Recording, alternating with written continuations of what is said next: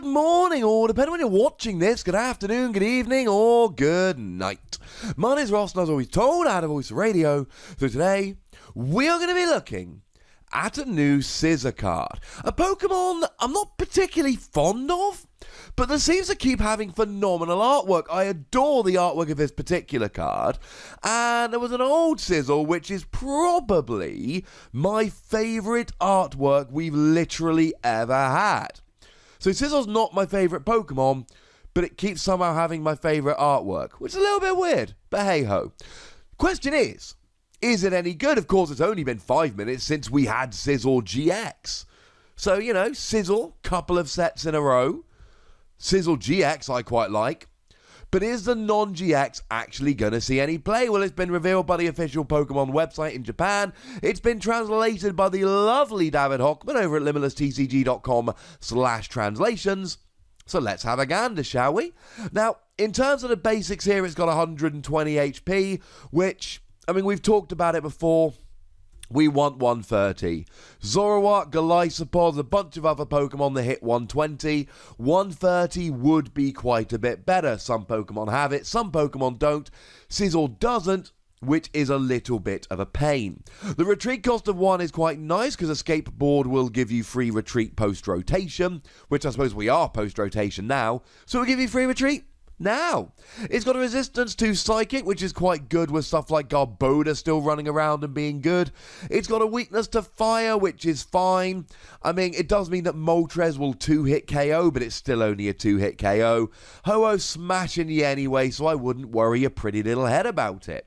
And being a metal Pokemon's quite nice. It means you're hitting weakness against fairy Pokemon. So, stuff like Dedenne, which is going to be a nice little counter to Rayquaza, although to be fair, Dedenne does not have very much HP at all, but it means stuff like Sylveon GX and Gardevoir GX are going to be going down considerably more easily than they otherwise would. And then you've got stuff like Metal Frying Pan, which will reduce damage and take away your weakness. And you've got stuff like Mount Coronet to get your energy back. But it is, as always, the attacks and abilities which we are most concerned about here. And Scizor does have an ability.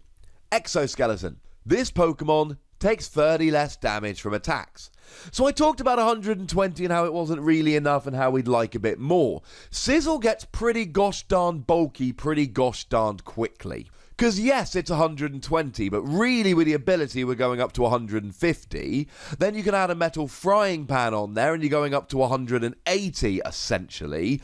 Or it's a stage 1, so you could use bodybuilding dumbbells and then you'd essentially be up to 190. That's Buzzwole territory. So yes, it's got 120 HP technically. 120 is what's written on the card, but 120 isn't really what it's got. I mean, your opponent can always use a field blower to get rid of something like a bodybuilding dumbbells or a metal frying pan, and that's annoying, but they can. But when it comes down to the ability, there's no real way to get rid of this. If we're talking evolved non-GX at the moment, the only way to turn off that ability is having a slacking from Celestial Storm in the active. Now, that doesn't mean that no one's going to be playing it, but I think it's fair to assume that no one's going to be playing it, or at least very few people are. Nothing else is going to work. Glaceon's not going to do it, because you're not a GX. Alolan Muck's not going to do it, because you're an evolved Pokemon. So that ability essentially gives you 150. But it's like I say many times, it depends how much your opponent's hitting you for. So if we take something like a Zoroark, they'll hit you for 120, it'll get reduced down to 90, and then they can just KO you the next turn. But if we're looking at something like a Buzzwole, they're not doing any damage with Jet Punch. Then they had a Diancie Prism Star and they're doing 20 damage with Jet Punch. Which means that you don't essentially have 150 HP. You got a heck of a lot more, because whereas they should be 3-hit KOing you, Jet Punch with a Diancie, they're actually 6-hit KOing you. That's gonna take a little bit of a while. If you put a Metal Frying Pan on here against a Buzzwole, even with a Diancie Prism Star, they're doing literally no damage whatsoever.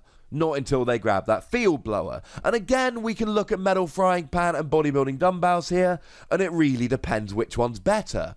Because Metal Frying Pan, if they're not hitting you for that much, will mean you're reducing damage by 60 every turn. Zoroark will still be getting a 2-hit KO, unfortunately, but you can't have everything. But if they're hitting you with poison, then Metal Frying Pan's not going to do anything, bodybuilding dumbbells will. So Scizor here can actually take quite a few hits. It's a little bit of a shame Reverse Valley has just rotated out, because otherwise you could use Reverse Valley to reduce damage done by 10, and then you'd basically be taking 70 less damage per turn. That would be awesome. But hey ho, ladies and gentlemen, you cannot have it all. This gets pretty gosh darn bulky, pretty gosh darn quickly, gives you a real level of survivability. And I really do think that the best combination here is with Metal Frying Pan. So, I mean, there's two ways to look at it. If your opponent's just hitting you, you've got an essential HP of 180.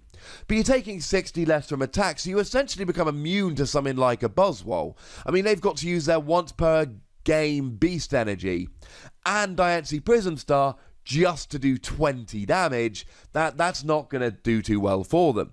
And yes, I know they can use their Field Blower to get rid of your Metal Frying Pan, but it will take a while. And given that Metal Frying Pan takes away your weakness, you end up in this brilliant position where your opponent can pop a Moltres on the field, and it's doing nothing. Despite the fact that you're supposed to be weak, it's doing nothing, which is hilarious. But the ability's not going to do much if we don't have a good attack with which to pair it. And we do. 1 metal, 1 colorless energy, 60 damage. If your opponent's active Pokemon has a special energy attached to it, this attack does 70 more damage. Yeah. That adds up quickly. That's 130 damage if your opponent has a metal energy attached to it. And to be perfectly blunt here, this is amazing against Gardevoir and Sylveon. Because both Gardevoir and Sylveon want to use double colourless energy. Sylveon because their attack is for 1 fairy and a double colourless energy. Now some Sylveon decks will just want to sit and use Magical Ribbon to draw into a whole bunch of cards like Crushing Hammer and Delinquent to try and slow you down and disrupt you. And in that situation they're not going to want double colourless. But you would assume that at some point they're going to want to do some damage, and then double colourless is going to be absolutely vital. Gardevoir, well, it's got infinite force, 30 damage for each energy attached to you and your opponent's Pokemon, their active Pokemon at least.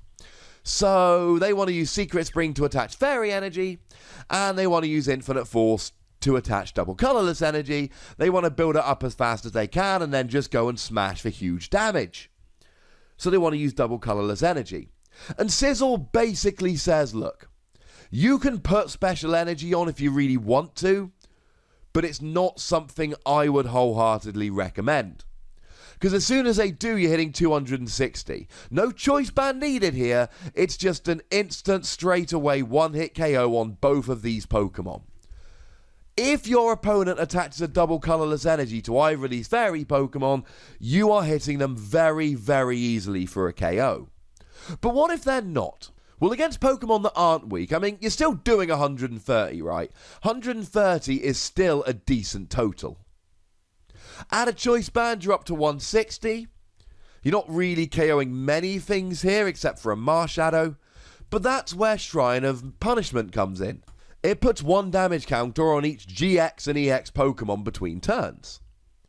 So now you're up to a Tapu Lele, but you could be going so much higher. You play it at the end of your turn, you hit up to 160. They take a damage counter to go up to 170, there's a Rayquaza sitting there. So that Rayquaza's basically got 2 choices.